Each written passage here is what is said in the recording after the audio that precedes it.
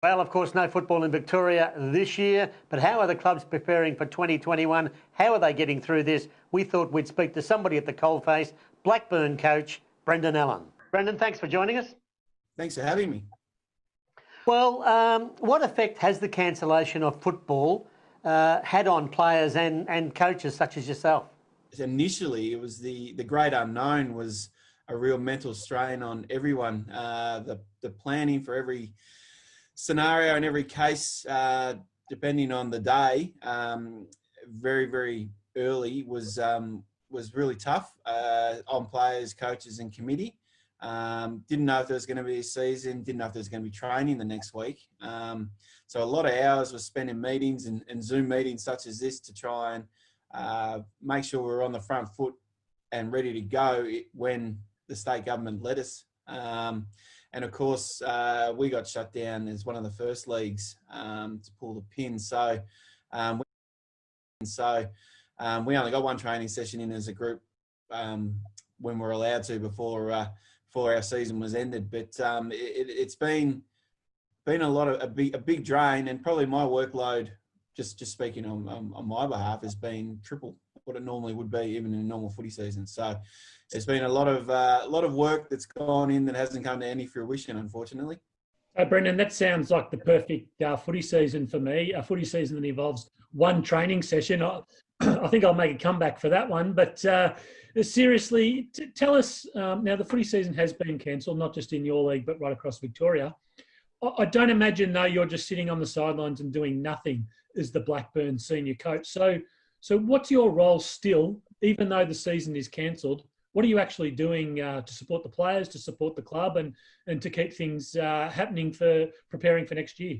We had a lot of stuff planned in and around, obviously, as soon as our season was shut down.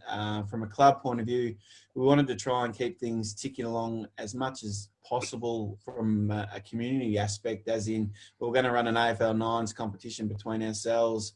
Still going to try and do some social functions throughout the year. Punters Club, coterie groups, etc., which we run normally. We're going to try and facilitate those, but of course, lockdown 2.0 put a bit of a roadblock in front of that one. So we're still hoping to do a few things from a social perspective, but in regards to doing anything football-wise, it's probably going to get a bit too late, depending on when we do come out of lockdown 2.0, and it might just run straight into pre-season for us. Brendan, last year you were runner-up in the premiership race.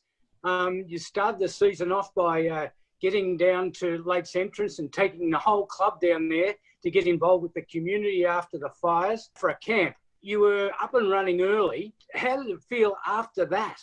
Yeah, the camp itself was great. That's one of the best things I've done, I think, as in my coaching career, which has been 14, 15 years now, I think. So the momentum we generated out of that was intangible. It was you could feel it amongst the group, especially leading into, I think the camp was mid-Feb, and I think our first practice match was 2 weeks after that. So we got a practice game in before everything got shut down, and you could feel the momentum building within the group. And as I said, it's just those little things.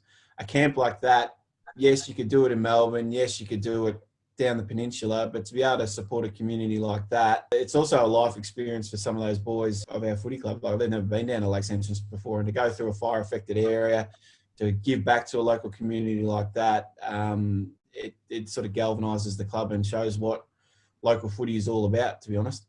Brendan, it's not only the players, it's the supporters and the volunteers. How's it affecting them? It's interesting. We've got a couple of guys that really love their footy and really live for their footy. They're semi-retired, and I'll get a phone call once a week just to talk footy and just to check in and see how things are going. And then you've got a guy like our trainer, Ken Fiery Edwards. He was a trainer at Hawthorn for 20-odd years, and he's now training us at Blackburn, and he gets out of bed to come and look after our blokes. So the struggles are there for those guys. Obviously, committee, etc., is still working away as they would be normally, but it's the everyday punter where we're really trying to make sure that when we can do something for 2020, be it just some social functions in and around the footy club. Talking about next season in 2021, How do you go about planning for next year in relation to the changes in the salary cap? Do you think the reduction will have a big impact on the quality of footy in your competition? Is it going to be harder to hold on to players? Is it going to be easier to recruit? What are your thoughts? There's talk of standardising the cap across the state for Tier 1, which is at around $100,000 now. Previously, that was $200,000 for 2020. My first year at Blackburn in 2018, it was $225,000. Now, obviously, in and around that, probably the cap, is it too high? Some would argue yes. Some would argue no. We're a community club where we don't rely on poker machine venues or any other revenue stream but our own sponsors, coterie groups, and, you know, hot dogs, buys, beers on the day. And we were able to raise that $225,000 to be able to pay the players and obviously keep the club going. So if you have a good business model, there is no reason why that cap can't be achieved. Now, having said that, the major problem you're going to have across the state, I think, is if you reduce it by 50%, you could run the risk of things going back under the table and going to brown paper bags. And that's seen already with our league pulling the pin early, left us open to other leagues still being able, well, at that time, being able to play footy, coming in and trying to grab some of our players for not just 2020 season and beyond.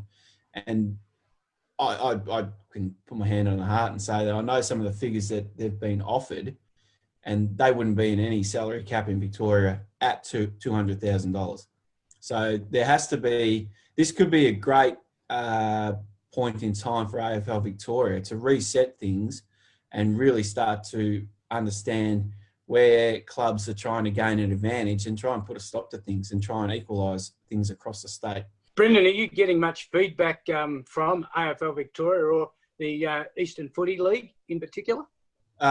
Troy Swainston from the Eastern Footy League is really good with the communication. We're probably getting fortnightly updates at this point in time. For example, we're expecting a determination on that salary cap come the start of August. But it's from an AFL Vic point of view, obviously probably not as much. They work probably closer with the leagues, but the footy in the state of Victoria, as we know, it could change dramatically in 2021. And at this point in time, if nothing changes with COVID, who knows if 2021 is going to go ahead? Yeah, that's the interesting question, isn't it? Well, we will watch it with interest, and we thank you for joining us on the show today, Brendan. We look forward to catching up again in the near future and seeing how the Burners are going. Thank you very much for having me. Thanks, mate. All the best. All right, too easy. Thank you.